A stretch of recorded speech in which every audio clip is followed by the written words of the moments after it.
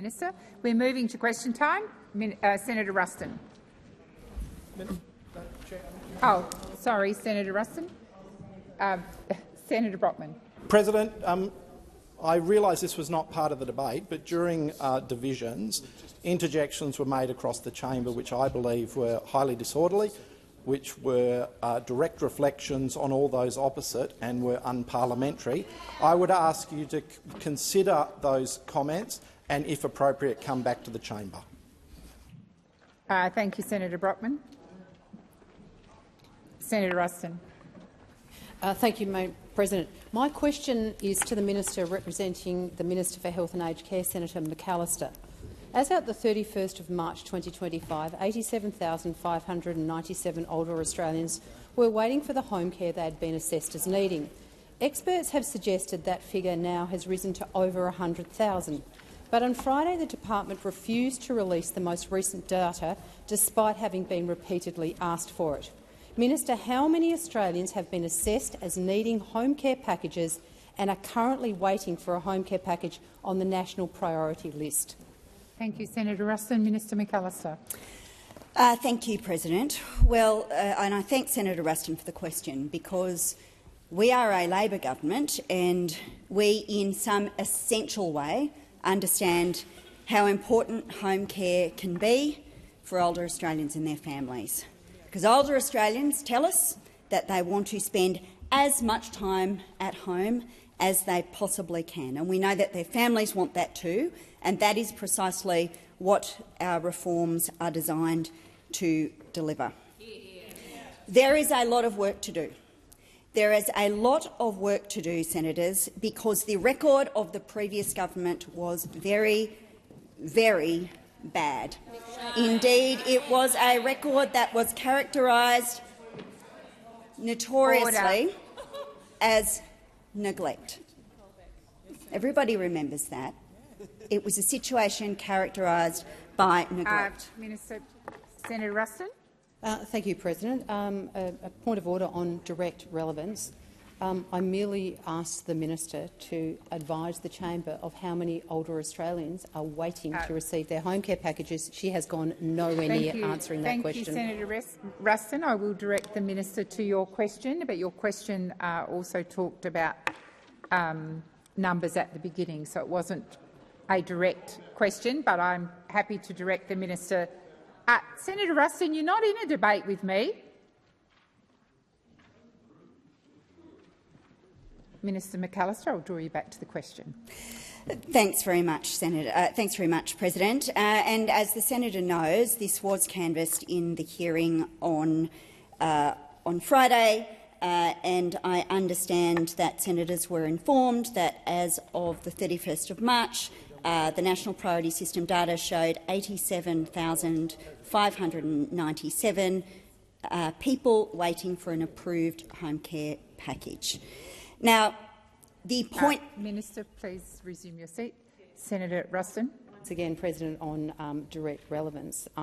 I actually acknowledged that in my question. I was merely asking the Minister to tell us how many more people have joined that priority list since the date of the 31st of March 2025. I think the Minister is being relevant to your question, Senator Ruston. Minister McAllister, please continue.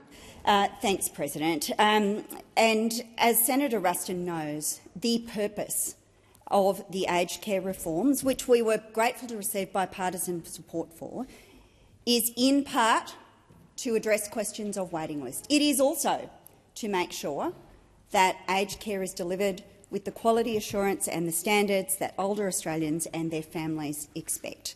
It's an important reform and we are proud to deliver it. Thank you, Minister. Senator Ruston, first supplementary. Minister, on the 27th of August 2025, when asked about the delays to supporting the rollout of home care packages, the Aged Care Minister said that the aged care sector was, and I quote, "they weren't ready." However, as part of the Senate inquiry on aged care service delivery, all providers gave evidence that they were ready, including Uniting Care Australia representative who said, "We have capacity to take them on right now." Your government is withholding essential support on the basis of sector readiness. The sector says they are ready. Who is right, the sector or the Minister? Senator Ruston. Minister McAllister. Thank you very much, President.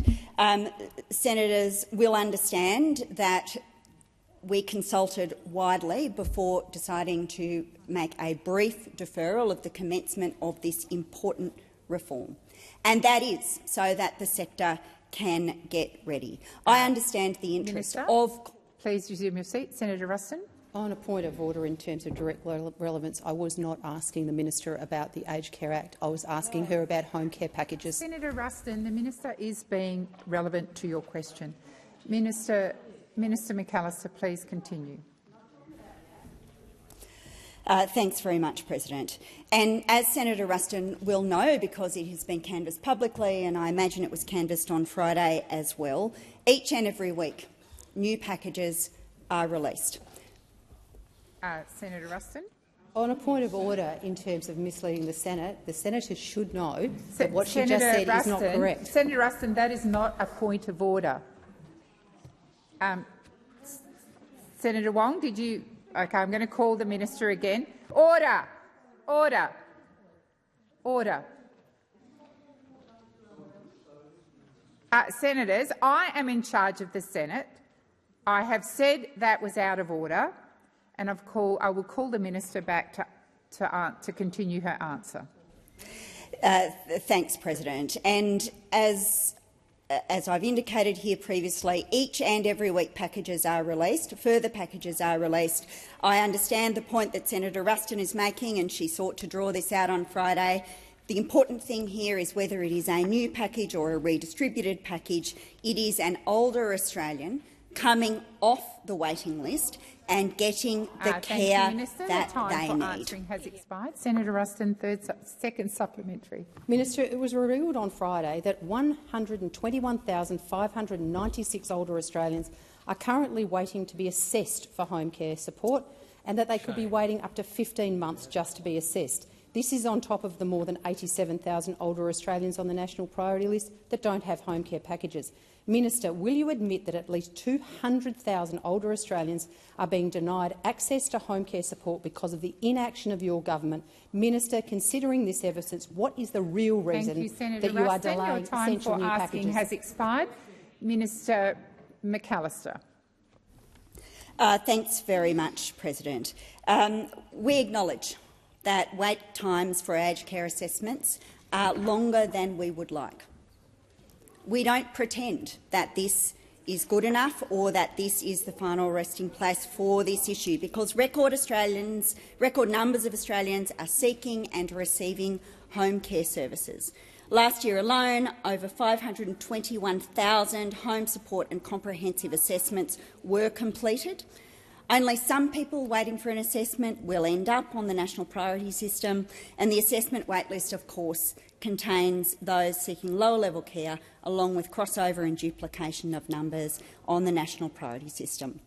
But as an important example, over 99% of people waiting for a home care package at their approved level are already receiving home care through a lower-level HCP package or approved for CHSP services, and so are already receiving a level of care. The time for answering has expired. Senator Polley. President, my question is to the Minister representing the Minister for Health and Ageing, Senator McAllister. Addressing cost of living pressures is a key priority for the Albanese Labor government.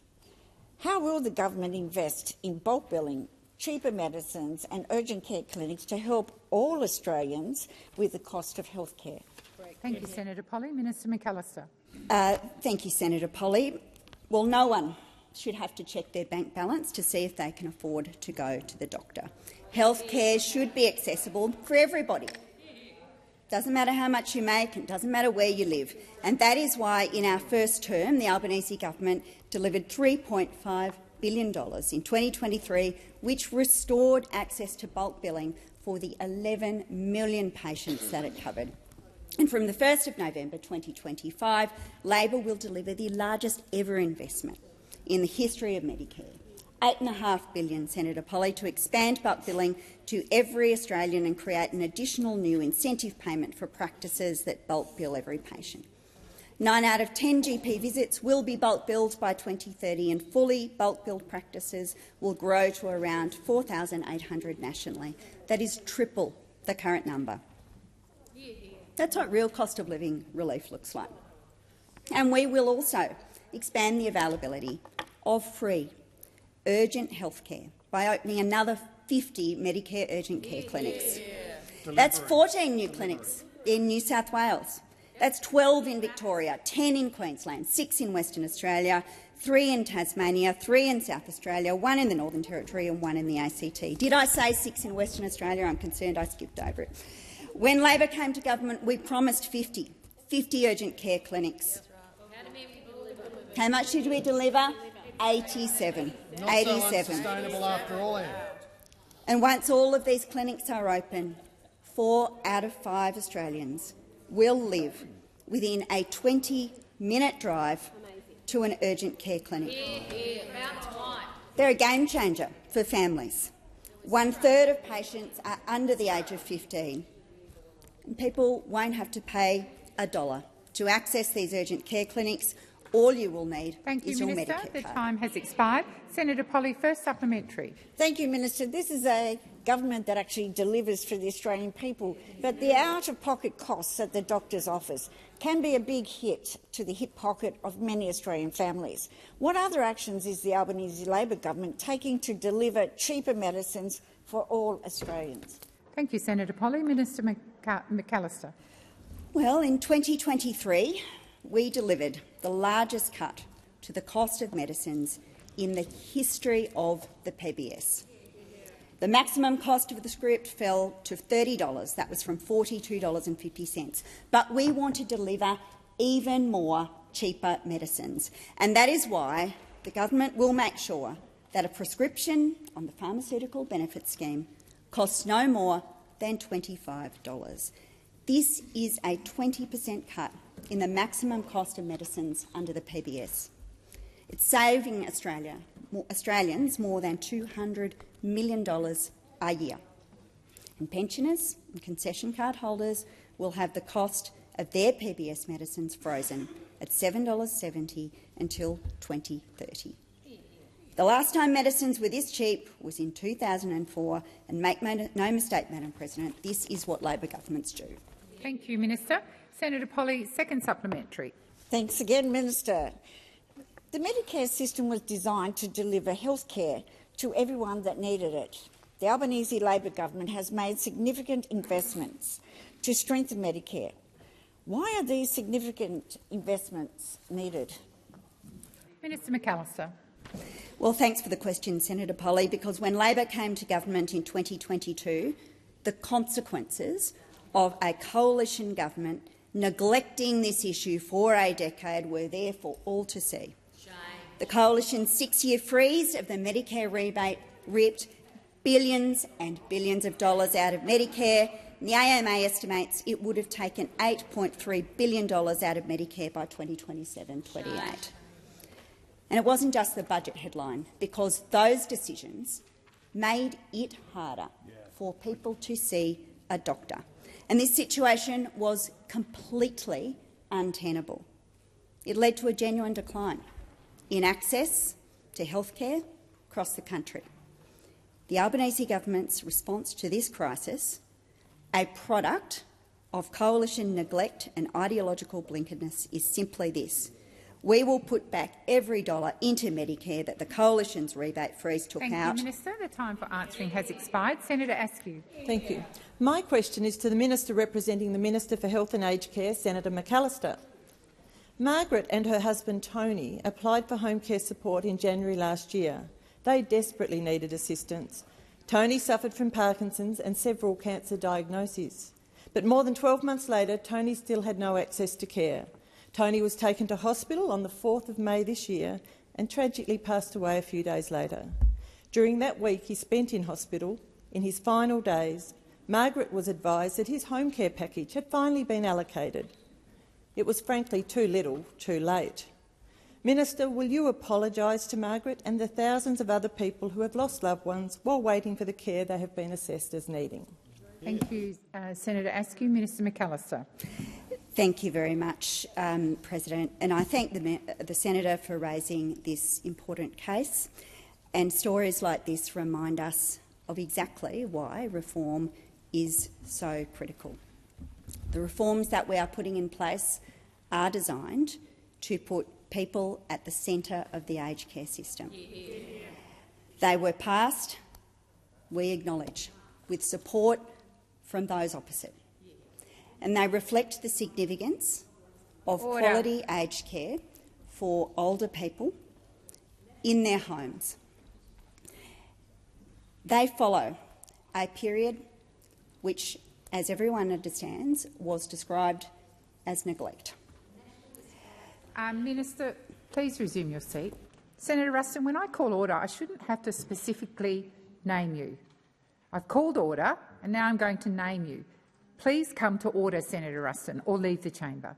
Minister McAllister, please continue. Thanks, President. I have listened to the interjections from Senator Ruston, and I note her use of the term national disgrace. And it's an interesting choice of the term, because that is what the Commissioner on the Royal Commission into Aged Care Quality and Safety, Ms Briggs, called it. She called the performance of the aged care system under you a national disgrace. It was neglectful, and there is a lot of work to do to resolve it. No, it's not. And the government has been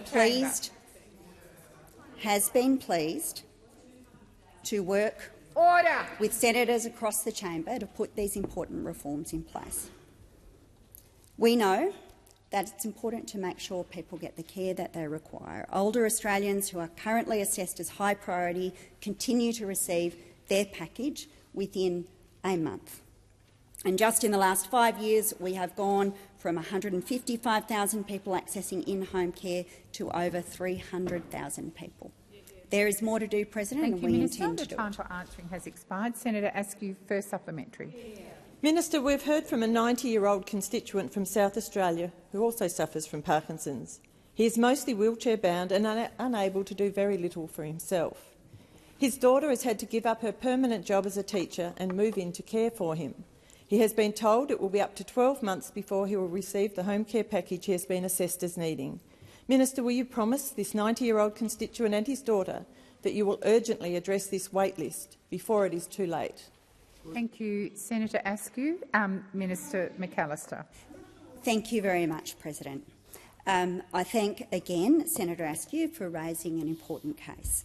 And I say to her, of course, that any individual who comes to you, we would always, of course, be interested in hearing about their stories directly, Senator Askew, and you should, of course, refer those to myself or to Minister Ray.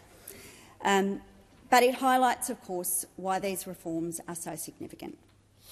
It is a generational reform designed to deliver aged care of the highest quality for older Australians. They are people who have given so much for our country, and they deserve nothing less than the very best care. Now, Support at Home, which I know all senators are looking forward to, will make it possible for older people to live independently at home for longer, with higher levels of care available close to family and close to community. Thank you, Minister. Senator Askew, second supplementary. Minister, Gladys has just turned 97 and has been assessed as needing a Level 4 home care package. But she's just been told that she may have to wait up to 12 months before she can actually access the support she needs. Gladys fears that at her age she may not live long enough to see the support she has been assessed as needing. Why is your government making older Australians wait for a year for the help that they need right now? Thank you, Senator Askew. Minister McAllister. Thank you very much, President, and I thank the senator for her question. The senator is aware that the government is progressing an important national reform, done so with the support of members opposite, because we do understand how important it is. Senator Ruston. We understand how important it is for older Australians to receive care in their homes. I don't wish to overly politicise this, Senator Askew, because I do acknowledge the role that the opposition played in providing support in the legislation to bring these reforms through. But we are dealing with a very long period of neglect that requires our attention. And our determination is to make sure that we have the resources and the framework ready to deliver for people who need care under the new arrangements for home care. Minister McAllister, please resume your seat. Senator Henderson, I called order and you kept directly speaking over me. I called order again and you ignored it. And finally, I had to use your name. That's unacceptable and it's disrespectful. When I call order, it includes you. Minister McAllister, please continue. Oh, you finished? Thank you. Senator Waters. Mr. President, my question is to the Minister representing both the Minister for Climate and Energy and the Minister for Resources, Minister Ayres. Methane is a potent heat-trapping gas which is turbocharging climate-driven natural disasters. Today it was revealed that Santos's Darwin LNG gas facility has been leaking toxic methane for 19 years. FOI documents gained by the Environment Centre of NT show that federal agencies, including the Clean Energy Regulator, CSIRO and NOPSEMA, all knew about the methane leak, but have taken no action nor advised the public. When were any of the responsible ministers for those agencies informed about this leak? And why has no federal action been taken to repair or replace those leaking storage tanks, despite 3 federal agencies knowing about the leaks? Thank you, Senator Waters. Minister Ayres. Thank you, and thanks, Senator Waters. Firstly, in relation to the Minister for Resources, your question sort of moves across the various ministers who are engaged here. But I can say, in terms of the Minister for Resources, she is, of course, and the government is concerned about the reports of methane leaking from this Darwin LNG facility that aired on the ABC this morning. It does largely seem to be a matter for the Northern Territory's EPA regulator, but the minister has asked her department, confusingly also my department, to review those reports as part of their work with the expert panel on methane reporting. The government does have confidence in the relevant authorities, and we do understand that the facility has been the subject of several reviews and investigations by the operator and by the regulator, the Northern Territory EPA. What we do know currently is that the tank is currently not in operation. The tank in question was subject to an engineering investigation in 2020 when approval was sought from Northern Territory WorkSafe to extend the life of the Darwin LNG facility. The appropriate regulatory approvals are in place. Importantly, it has an approved safety case. The methane emissions are reported under the National Greenhouse and Energy Reporting Scheme, and there is a monitoring program in place. The licence to recommence operations of the tank is up for renewal on the 18th of September. It's a matter really for Santos and the Northern Territory. The time for answering has expired. Senator Waters, first supplementary. Thanks, President. Offshore gas regulator NOPSEMA was advised of the leak prior to approving Santos's new offshore gas field in the Timor Sea, the Barossa project, which will use this leaking facility. Will the government now revoke Santos's approval for this new gas field after 19 years of leaking methane? Thank you, Senator Waters. Minister Ayres. Yeah, thank you. I just indicate, firstly, that in terms of the question you asked, you said that the tank will be used in relation to that project. The advice that I have, and I'll correct if I'm not asserting this properly, but the advice that I have is that the tank is currently not in operation. I would infer from that it is not the case that it will be used in the context of that project. But I will, as I said, come back on that point if required. In April 2025, NOPSEMA approved the commissioning, start-up and operation of the Barossa floating production, storage and offtake facility. In that decision, NOPSEMA acknowledged the objections raised by the Environment Centre NT regarding the impacts and risks of the unplanned emissions, but NOPSEMA has no jurisdiction to regulate the Darwin LNG LNG has facility. expired. Senator Waters, third supplementary. Second supplementary. Thanks, President. The CSIRO has a history of financial agreements with gas corporations and a history of not disclosing those links. Was CSIRO's failure to publish their methane monitoring work at the site since April 2021 and the failure to do anything to stop the leak because of their financial links to Santos? Minister Ayres.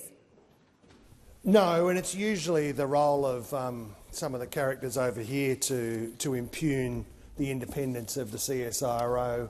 It's less usual for that to happen from you, and I think that Senator, on reflection, I don't think impugning the independence of the CSIRO is the interest of that organisation. They were engaged some years ago to review third-party methodology for monitoring fugitive methane emissions at the Darwin Export Hub. As part of that project, the CSIRO did not undertake any direct monitoring at the site. That is the extent of their engagement with these issues, and I think it's important not to carelessly impugn the independence of that organisation. It's an important organisation for the country. Research and engagement in the energy sector, including the gas sector, actually is in the national interest. Senator Cox. Thank you, President. My question is to the Minister for Indigenous Australians, Senator McCarthy. The Albanese Labor government is committed to building a stronger future for First Nations Australians, including through economic empowerment. How are First Nations people contributing to the government's economic agenda? Thank you, Senator Cox. Minister McCarthy. Thank you, President, and I thank Senator Cox for the question. The Albanese Labor government is absolutely committed to building a stronger future for First Nations Australians, and economic empowerment is very much at the heart of that commitment, President. And over recent weeks, I've travelled across the country to host First Nations economic roundtables. We met on Gadigal country in Sydney, on Larrakia country in Darwin, on Kaurna country in Adelaide, on Turrbal and Yugara country in Brisbane, on Wurundjeri country in Melbourne, on Noongar country in Perth, on Yababara country in Karratha. And each of these roundtables, President, has fed directly into the Treasurer's Productivity Roundtable. And at every roundtable we heard directly from First Nations leaders about the opportunities and challenges facing their organisations and communities. And these discussions, they were rich, grounded in lived experience and focused on practical ways we can work together to drive jobs, enterprise and long-term economic independence. And I heard from First Nations leaders about possibilities for Indigenous businesses, opportunities for land activation to support community aspirations, and the power of education as a foundation for economic empowerment. I want to thank my Labor colleagues who joined and helped to co-chair many of these important conversations, including you, President, Senator Cox, Senator Stewart, Senator Smith, the Assistant Treasurer, the member for Bonner, and the member for Barton as well. Their attendance and their support demonstrate the whole-of-government commitment we are bringing to this reform agenda, President. The voices of First Nations people are at the centre of this work, and their insights have fed into the Treasurer's roundtables and our reform agenda. And this is how we ensure that economic empowerment and productivity go hand in hand for the benefit of all Australians. Minister. Senator Cox, first supplementary. Thank you, Minister. I welcome the update on the First Nations roundtables and the Albanese Labor government's commitment to economic empowerment of First Nations Australians. It's important to uplift the voices of Indigenous Australians and share our positive stories. Did the minister undertake any visits in connection with these roundtables? Minister McCarthy. Yes, thanks, President. Absolutely. Alongside the roundtables, it was important to get out and see First Nations businesses on the ground, which I certainly love to do more broadly anyway. In Sydney, I visited Indigigrow at La Perouse, and what began as a small native plant initiative in 2018, President, has now grown into an Indigenous-run nursery, employing 10 local Aboriginal staff, providing jobs while caring for country and strengthening culture. In Adelaide, I had the privilege of visiting Auntie Vicky's cafe, Block Your Dot. It is a 100% Aboriginal-owned and run business in the heart of the city. Auntie Vicky had dreamed of running her own cafe for decades, and earlier this year that dream became a reality. And in Brisbane, I joined a cultural tour of the Nudgee Waterholes with Madonna and Doris, from Nyanda, who are creating meaningful jobs and sharing knowledge through bush food experiences and cultural awareness programs. Answering has expired. Senator Cox, second supplementary. Thank you again, Minister. Many Indigenous Australians are already engaging in their own economic empowerment. How is the Albanese Labor government prioritising economic empowerment of our First Nations people? Thank you, Senator Cox. Minister McCarthy. Thank you, President. Well, we are delivering jobs for people in remote communities, overhauling the punitive CDP program. It is a welfare program that sought to punish its participants. And the Treasurer and I have been working in partnership to deliver a comprehensive economic policy for First Nations people through a new First Nations economic partnership. And this is a new and transformative approach, President, to policy development and shared decision-making in this country. We have announced $75 million in additional funding for prescribed bodies corporates to support communities as economic decision-makers to unlock the true potential of their land and their aspirations. And we have strengthened the ability of Indigenous Business Australia to invest in First Nations businesses and communities by allowing IBA to borrow and raise capital. And we have strengthened the Indigenous procurement policy to provide more opportunities for First Nations businesses. The time for answering has expired. Senator Shoebridge. Well, thanks, President. My question is to the Minister representing the Minister for Home Affairs, Senator Watt. Your government has passed some of the most extreme far right-wing anti-immigration legislation, including forcibly deporting people to third countries like Nauru, and now trying to deny them even natural justice. The Department of Home Affairs has said these laws will impact around 100,000 people in our community. So why does your government call these people, many of whom are refugees, criminals when you know they are not? And will you acknowledge that this rhetoric, this dog-whistling and dehumanising, fuels the far-right rallies we saw over this weekend? Thank you, Senator Shoebridge. Minister Watt. Thank you, President. I think even for Senator Shoebridge it is a stretch to be implying that the Government of Australia, the Albanese Labor government, is responsible for the rallies we saw over the weekend. This government could not have been clearer in our condemnation of those rallies before, during and after the event. Unlike certain other people in this chamber who wanted to be against the rallies until they were held and then started retreating at a rate of knots to say, oh, maybe it was okay after all. We have been absolutely unequivocal in our condemnation and opposition to those rallies. And while it might suit the Greens political party's political interests to try to accuse the Labor government of being responsible for those rallies, I think people will see through that for what it is. Just another political cheap shot from a party consigned to irrelevance in this parliament. Senator Shoebridge. My question was about the dehumanising right-wing anti-immigration legislation, and the minister has yet to address it, probably because of his embarrassment. Senator Shoebridge, first of all, when you stand, you inform me it's a point of order, which I presume it was, but you let me know that it is. The minister is being relevant to your question. Minister, please continue. Thank you, President. So the legislation that Senator Shoebridge was referring to before he tried to blame the Labor Party for rallies of extremists over the weekend, that legislation makes targeted amendments to the Migration Act to expressly exclude procedural fairness from applying to the exercise of powers that deal with the taking of action in relation to third country reception arrangements. And as to why the government is introducing this legislation, the point of principle that we're adopting is that if someone does not have a right to a visa in Australia, then that person should leave. And that is the situation in relation to the NZYQ cohort, as they become known. That is the basis of that legislation. That principle, that if you don't have a right to a visa in Australia, you should leave Australia, that is the basic principle of any functioning migration system, but it would appear that the Greens party does not support that principle, that someone without a right to a visa should leave Australia.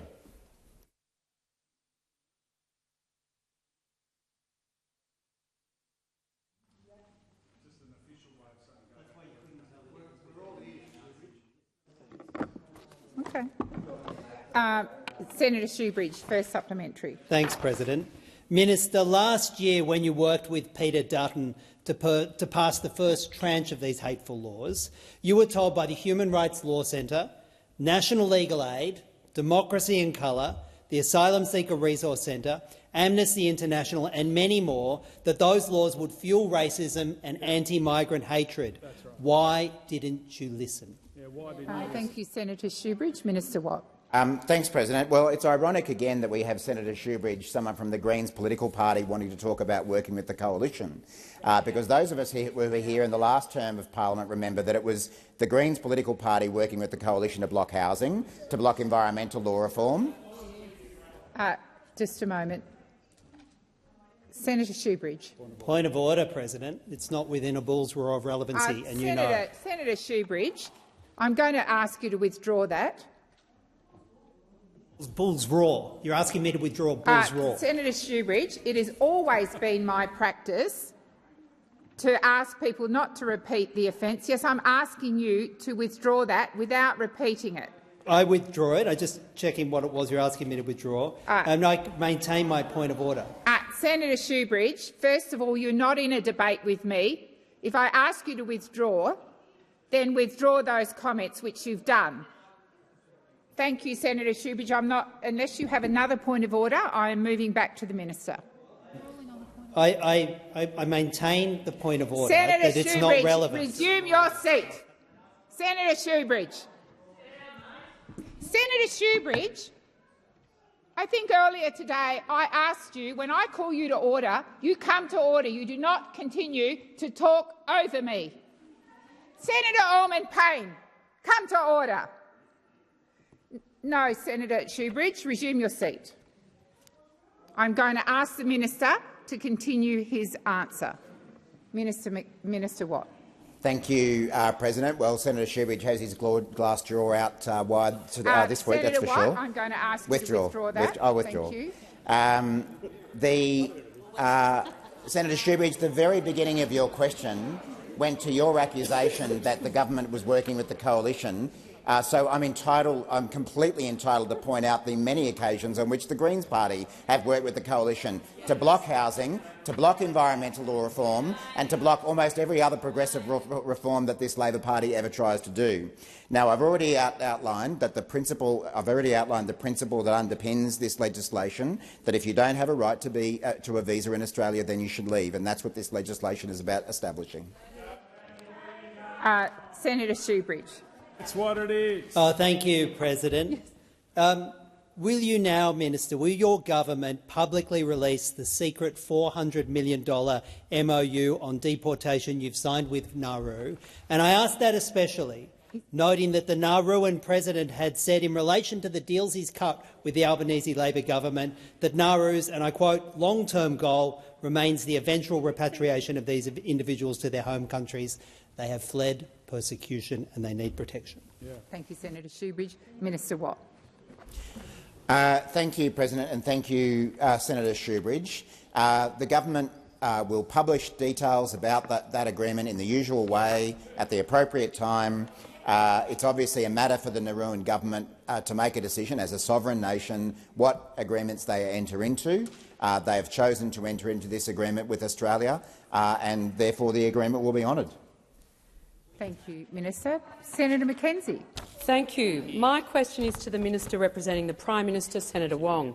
Hundreds of Victorian farmers, community members and volunteer firefighters travelled to Ballarat in their utes, tractors and fire trucks last Friday to protest Labor's renewable energy policies, where the risk of transmission towers and renewable energy infrastructure are threatening the futures of regional communities. Speaking at the Bush Summit, the Prime Minister was heckled and booed when questioned about protecting rural communities. The Prime Minister told farmers, and I quote, "I'll continue to engage, but I won't bullshit people." Minister, does the Prime Minister's no bullshit policy mean the government will start telling the truth and release the modelling of the true cost of Labor's 100% renewable rollout? Thank you, Senator Mackenzie. Senator Wong. Well, Senator, thank you for that question and thank you for the opportunity to outline the difference between our political parties about climate change, net zero and renewable energy, because we on this side recognise the imperative of transitioning the Australian economy. We on this side recognise the opportunity that we have. We on this side recognise the importance of reforming the energy system.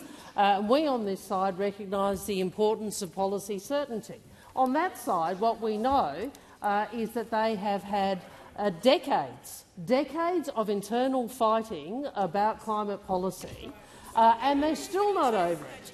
Even though Ms Lee has made really clear her view on these issues, everyone from Senator Cash to Senator McKenzie are showing a complete lack of loyalty to the leader and, frankly, not listening to their voters. I am interested.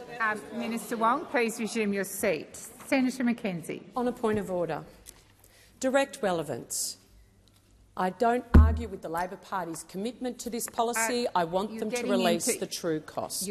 Okay, the minister is being relevant. Thank you, Senator McKenzie. Minister Wong. Well, thank you. And I was interested, Senator, to see some of the commentary, including from the Western Australian Liberal leader and in the papers, about coalition voters and how most coalition voters are actually wanting the coalition to take a mature and rational approach to this policy dilemma. But instead, well, I'll take that interjection, lower the cost. If you really think that coal-fired power is a lower cost after you have seen coal-fired power exit the system and you have seen how the unreliability of ageing coal-fired power stations has increased costs to Australians, and you really think that nuclear is the way forward, well, I think everyone can look at the coalition's policy and see it is ideological and irrational.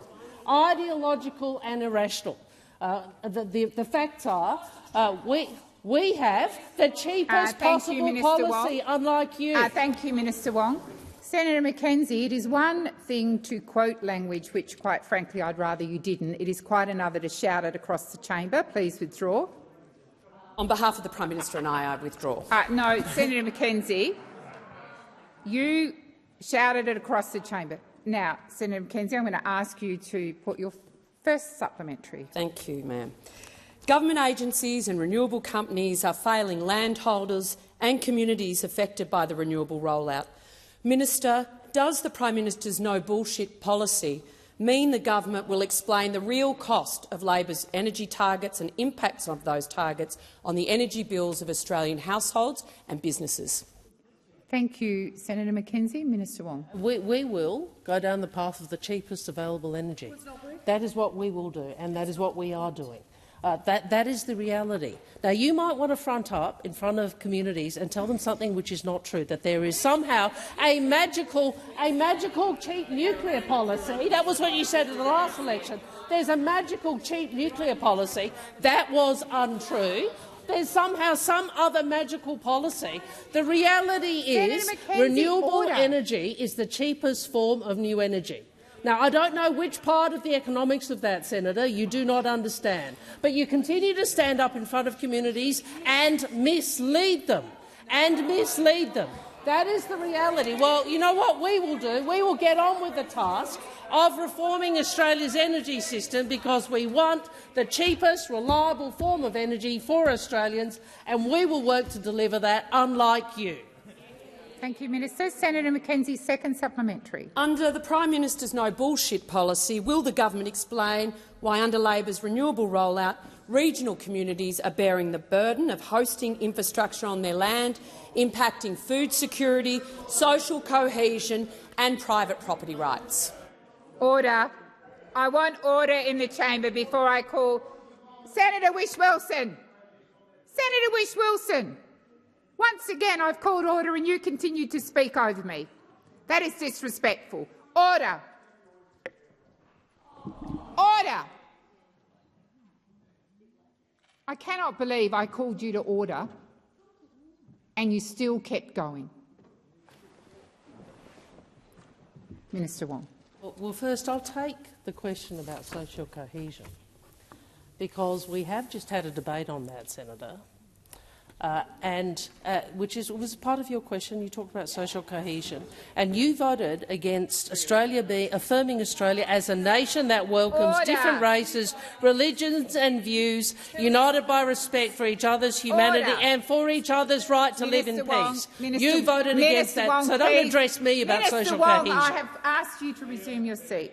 Senator McKenzie. On direct relevance, point of order, Madam President. The minister knows full well that just because she can't answer the question doesn't mean she shouldn't at least give these divided communities. Senator McKenzie, you are not in a debate with me. I called you to order and you kept talking over me. The disrespect in this chamber over the last couple of hours is quite frankly disgraceful. It really is. And every single person who's been disorderly in this place ought reflect on that. The minister is being relevant. Minister Wong. Thank you, President. Well, I am asked about social cohesion, and I think, Senator McKenzie, it is legitimate for us to point out on a day when you vote against a motion on social cohesion in the way that you did, to say to you, really, don't come into this chamber and talk to us about social cohesion when you are refusing to play your part as an elected representative, to contribute to strengthening it. That is what is occurring. So the hypocrisy is on display between this side of the parliament and those opposite. Thank you, Minister Wong. Minister Gallagher. Point of order, President. I'm just wondering whether you could reflect on previous rulings of other presidents around the use of unparliamentary language by way of quotation during question time, and come back and consider them just in light of Senator McKenzie's questions today. Yeah, I do recall, and I will take advice, but I think where it's quoted, sadly, it is not unparliamentary, even though I may have a different view, but I will go back and reflect. Order. Senator Roberts. Thank you, President. My question is to the Minister representing the Attorney-General, Senator Farrell. We remember Captain Daniel Lyon, Lieutenant Maxwell Nugent, Warrant Officers Class 2 Joseph Philip Laycock and Corporal Alexander Knaggs. Minister, the Comcare investigation into the fatal Taipan Defence helicopter crash in the Whitsundays, released in response to my order for production of documents, revealed the National Health and Safety Investigator alleged serious breaches of workplace health and safety laws by the Department of Defence. There has been no explanation for why the Commonwealth Prosecutor did not lay charges despite these clear findings. Minister, given this new information, will the government release the Commonwealth Prosecutor's reasons for not pressing charges despite the allegations from Comcare to give the families of the crash victims closure and ensure that these allegations are properly tested in court? Thank you, Senator Roberts. Minister Farrell. Thank you, President, and thank you, the Senator, for his question. This issue obviously is an issue concerning the Attorney-General, but as you have said, Senator, we do recognise and pay tribute to the fallen MRH-90 aircrew who were lost in Lindeman Island on the 28th of July 2023. As to the specifics of your question, Comcare is the independent federal work health and safety regulator responsible for monitoring and enforcing compliance with the Commonwealth Work Health and Safety Act. In July 2023, Comcare began an investigation of potential work health and safety offences relating to the fatal crash which you referred to in your question. The investigation focused on the Department of Defence's duty owed to workers under the Commonwealth Work Health and Safety Act. Comcar conducted a thorough investigation and has provided their findings to the Commonwealth Director of Public Prosecutions. There are ongoing independent investigations on this matter by the Inspector-General of the Australian Defence Force and the Queensland Coroner, who is also supported by the Queensland Police. As these investigations are ongoing, it would be inappropriate to comment on them at this stage. Senator Roberts. Thank you, Minister. Senator Roberts, first supplementary. Thank you. The Comcare investigation lays out that Defence knew the top-owl helmet displays could tell the pilots the incorrect altitude, that the risk was controlled flight into terrain with the consequence of serious injury or death, that Defence overrode their own internal systems to field the equipment anyway, and that the pilots of the crashed helicopter were flying at low altitude in the dark, a high risk for this hazard. Why did the prosecutor not progress this case? Thank you, Senator Roberts. Minister Farrell. Thank you, President, and thank Senator Roberts for his first supplementary question. Look, I refer you back to my original answer, Senator Roberts. I think I can repeat it for your benefit. There are ongoing independent investigations on this matter by the Inspector-General of the Australian Defence Force and the Queensland Coroner. As these investigations are ongoing, it's inappropriate to comment on them. Senator Roberts, you would be aware that the last thing anybody would want to do in these circumstances, given the terrible circumstances of losing these pilots, is to interfere with investigations that are ongoing. For that reason, it's inappropriate to make further comments on this matter. Thank you, Minister. Senator Roberts, second supplementary. Minister, the clarity of these Comcare documents provides a real justification to waive the immunity on legal advice and understand why this case was not progressed on behalf of the victims' families. Do you accept there are genuine grounds to understand why? Will the government release the reasons why the prosecutor chose not to follow the advice Comcare provided? Thank you, Senator Roberts. Minister Farrell. President, and thank Senator Roberts for his second supplementary questions. Look, I don't believe that the Attorney-General does believe that in these circumstances. Senator Roberts, there are certain relatively fundamental principles that apply in all of these cases where further investigations are being undertaken. We feel great compassion for the families of the people who were lost in this terrible accident, but there are investigations underway. I think the Senate ought to leave those investigations to the appropriate authorities to make a final determination of the issue, and I think that's the appropriate course of action in these circumstances, Senator Roberts.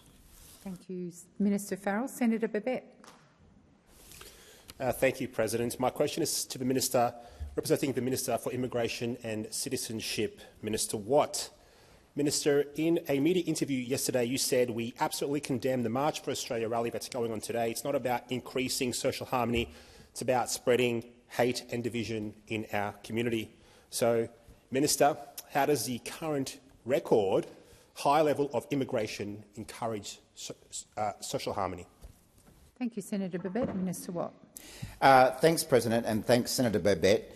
I can certainly tell you one thing that doesn't encourage social harmony in Australia, and that is overt support for the kind of rallies we saw yesterday, and that is oppositions who aspire to be future governments of this country opposing Senate motions like we saw about an hour ago that sought to affirm that Australia is a nation that welcomes different races and religions. That's what we saw. No. Have a look back at what you did. You opposed a motion in the Senate that affirmed that Australia is a nation that welcomes different races and religions, and the coalition, the Liberal Party of Australia, opposed a motion that rejected the racism, white supremacy and condemnation of immigrants on display at rallies held over the weekend. That is the so-called Liberal Party of Australia. I don't resolve for one moment from the comments that I made yesterday. and interestingly comments that were made by some members of the opposition before the rallies, where they also condemned those rallies. But as I say, the minute the rallies that happened, they ran away from their position at a rate of knots. Now, we saw in the lead-up to those rallies the opposition leader, Ms Lee, go and put a video up saying there is no place for violence, racism or intimidation, trying to take a stand against some of the views that were expressed at those rallies on the weekend. But what we saw at those rallies then was neo-Nazis addressing the Melbourne rally, that rally ending with attacking the site of Aboriginal resistance in Melbourne and a sacred resting place, an Adelaide protester carrying a placard in support of an alleged cop killer, and speeches blaming migrants for housing shortages. That's what we saw at those rallies over the weekend. And then, when offered an opportunity to support a motion of the Senate that affirmed that Australia is a nation that welcomes different races and religions, the opposition voted against that. When offered an opportunity to support a motion rejecting racism, white supremacy that we saw in the rallies, the opposition voted against that. Shame on you. Thank you, Minister. The time for answering has expired. Senator Babet, first supplementary. Minister, look, the vast majority of people that were there yesterday at the march were just everyday mums and dads, grandparents, struggling workers and many immigrants themselves. Do you seriously believe that, as you said on Sky News yesterday, that these people were motivated by hate and division, or are you going to concede that they're just motivated by a genuine concern for their country and their standard of living? Thank you, Senator Babet. Minister Watt. There are plenty of ways that people can express their love of their country or express their concern about cost of living. One way that some people have chosen to do that is attend rallies that are being addressed by neo-Nazis. And I don't think that is the right way to express your concern about your country. And I don't think that the views that we had on display at those rallies yesterday represented Australian values whatsoever. Australian values are about a fair go for everyone, regardless of who they are and where they come from. Australian values are about standing up for someone who's less fortunate than yourselves, not what we saw there yesterday. The values that were expressed at those rallies yesterday were not Australian values. Order across the chamber. Order. Senator McKim, you continue to speak over me when I've called for order. Once again, you are being disrespectful to the chair. Minister Watt, please continue. And you know, I know that in their hearts there are some members of the opposition who agree with what I'm saying. People like Senator Bragg, who was interviewed about this and interviewed about the effect of anti-migrant policies on the coalition's vote at the last election. And he said, someone said to me, if you're a migrant, you get blamed for the housing crisis. If your parent was a dual national, you could get deported, and that wasn't a very good starting point for our campaign. Senator Bragg knows his— Senator Babet, second supplementary. Thanks, Minister. Minister, when is your government going to stop insulting everyday Australians and start listening to them by ending the reckless policy of unsustainable mass migration? We all agree with migration, but the problem is the mass migration. It's putting enormous pressure on housing, on infrastructure and on community cohesion. Thank you, Minister. Minister Watt. You know what's putting pressure on housing in Australia? It's opposition parties and independents voting against housing being built. That's what's putting pressure. And it's these hypocrites here who get up and try and use their mealy-mouthed phrases about migration and about Australian values, and then every time we try to do something about housing, they vote against it. Now, Senator Bragg is not alone. We've got Senator Scarr, who I acknowledge does a lot of work in the Queensland multicultural community, and he goes as far as doing speeches in here, speaking to the Australians of Indian heritage. Minister Watt, please resume your seat. Senator Canavan. Just a point of order on relevance. The question went to the impact of migration on services, and the minister's quoting quotes from coalition senators. I don't see how that could be relevant at all. Thank you, Senator Canavan. I will draw the minister back to the question, and before I ask him to continue his response, I'll ask for silence in this chamber. And I think I have addressed Senator Babet's question in what I've already said about voting against housing, like all of these people do. Now, Senator Scarr spends a lot of his time spending time with multicultural communities in Queensland. He makes speeches to Australians of Indian heritage that their community is a great blessing for our beautiful country. Minister Watt, please resume your seat. Order. Senator Canavan. Madam President, I think you rightly asked the minister to come back to the question, and instead the minister's then gone back to the exact same points he was making before you asked him to return to the question. Senator Watt, and you need to respond from what the government is doing in relation to Senator Babette's question. And I repeat that our government is building more housing and is building more infrastructure, despite opposition of people over there. The problem is that whether it's Senator Scarr, Senator Bragg or anyone else, they say things up in Queensland or wherever, and they come and vote for motions and don't want to condemn far-right neo-Nazi. Senator Bragg. Thank you very much, President. My question is to the Minister representing the Prime Minister, Senator Wong, and it goes to how many houses have actually been built, not bought or acquired, by the Housing Australia Future Fund. Senator Gallagher previously told the Senate that the HAF had acquired and converted 340 homes. My question is the HAF still acquiring and converting homes?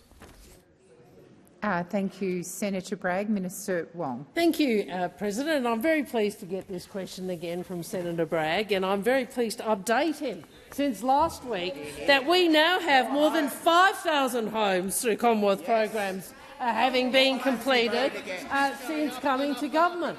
And Senator, I would say two things about your interest in housing policy. Can I say first, we are very disappointed, as are so many Australians, that your position as housing spokesperson is one of opposing more houses. We are disappointed in that. But one thing I would say, Senator Bragg, at least you, unlike most of your party, have not been prepared to point to migrants and migration in the housing debate. So at least we'll respect that. I wish more Liberals would be liberal and take the same view you do. Minister Wong. Sorry, Senator Bragg. Thank you, President. Point of order on relevance. The question was clearly about whether the HAF was still acquiring and converting houses. Thank you, Senator Bragg. I will bring the minister back to the question. Minister Wong. Thank you, President. Well, as I said, President, through you, I'm very pleased to update the Senate that since I last gave this answer last week, that we now have more than 5,000 homes completed through Commonwealth programs since coming to government. That is an update from last week, which was 4,000 homes. Now, obviously, we on this side believe that adding to the supply of housing is one of the ways in which we can address affordability. It is disappointing. It is disappointing. That those opposite now complain about housing affordability but stood in the way and continue to stand in the way of adding to housing supply.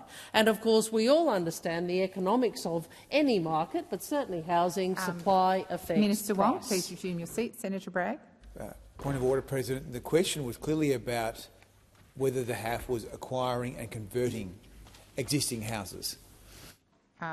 Thank you, Senator Bragg. The minister is being relevant to your question. Minister Wong, please continue.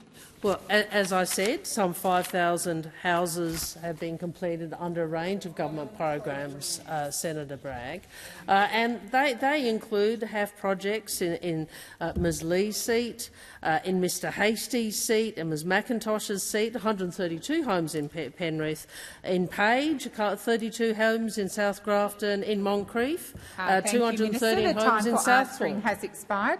Senator Bragg, first supplementary. Thank you very much. The HAF was legislated 2 years ago and its troubles have been well documented, Minister. Has the Prime Minister asked the Housing Australia Future Fund to buy houses to inflate these numbers?